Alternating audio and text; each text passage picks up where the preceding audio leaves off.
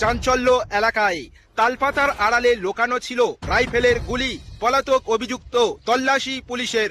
দক্ষিণ 24 পরগনার ক্যানিংয়ের জীবনতলা থানার কালিকাতলা এলাকায় এক তৃণমূল নেতার বাড়ি থেকে বিপুল পরিমাণ রাইফেলের কার্তুজ উদ্ধারের ঘটনায় ব্যাপক চাঞ্চল্য ছড়িয়েছে। মঙ্গলবার দুপুরে পুলিশি তল্লাশির সময় স্থানীয় তৃণমূল নেতা জবেদ শেখের বাড়ির পাশ থেকে উদ্ধার হয় মোট 75 রাউন্ড রাইফেলের কার্তুজ এবং শতাধিক খালি খোল। পুলিশ সূত্রে জানা গিয়েছে, নির্দিষ্ট তথ্যের ভিত্তিতে এদিন জবেদ শেখের বাড়িতে তল্লাশি চালানো হয়। বাড়ির পাশের একটি স্থানে তালপাতার আড়ালে লুকিয়ে রাখা অবস্থায় কার্তুজগুলি উদ্ধার করা হয়। প্রাথমিক তদন্তে জানা গেছে, উদ্ধার হওয়া কার্তুজগুলি দূরপাল্লার রাইফেলে ব্যবহৃত হয়।